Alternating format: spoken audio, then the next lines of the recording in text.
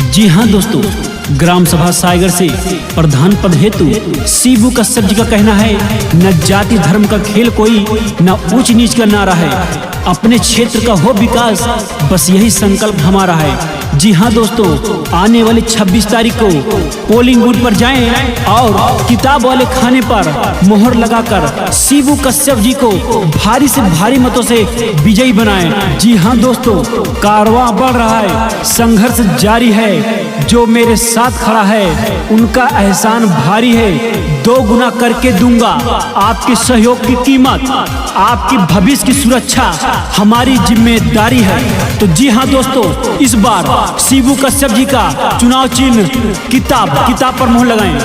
विजयी बनाई हो, किताब पे मोहर लगाई हो, विजयी बनाई हो, किताब पे मोहर लगाई हो। तो शिबू भैया जी के मिलजुल के प्रधान बनाई हो, निशान हावे भैया की तबिया मिलकर मोहर लगाई हो।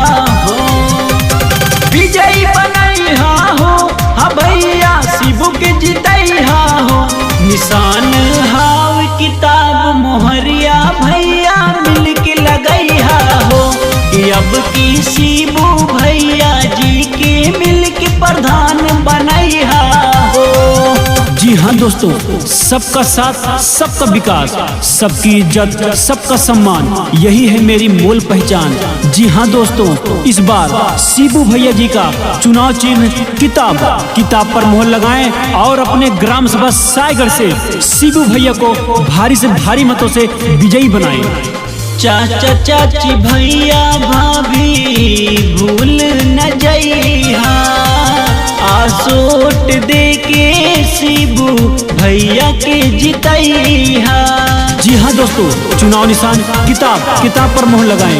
चाचा चाची भैया भाभी जाने तू भूलैहा, आसोट दे के शिबू भैया के जितैहा।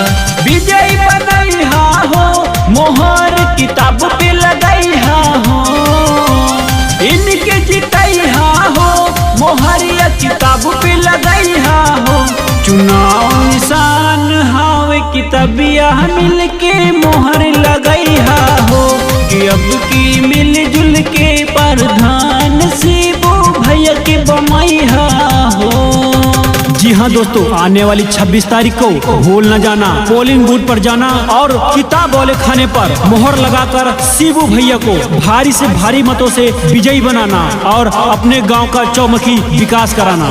नाली खड़िंजा घर घर नाल लगवाई है, गौवा के अपना विकास करई है। सभी भाइयों का चुनाव निशान किताब पर मोहर लगाएं। खूबे विकास करी है जितला के बाद हो, सबके सम्मान करी है भैया हमार हो। इनके जितैहा हो, मोहरिया किताब पे लगैहा हो, विजयी बनैहा हो, शिबू भैया के जितैहा हो। तो गांव के रोशन करी है नमवा भैया इनके जितैहा हो। तो अब की मिलजुल कर किताब पे भैया मोहर लगैहा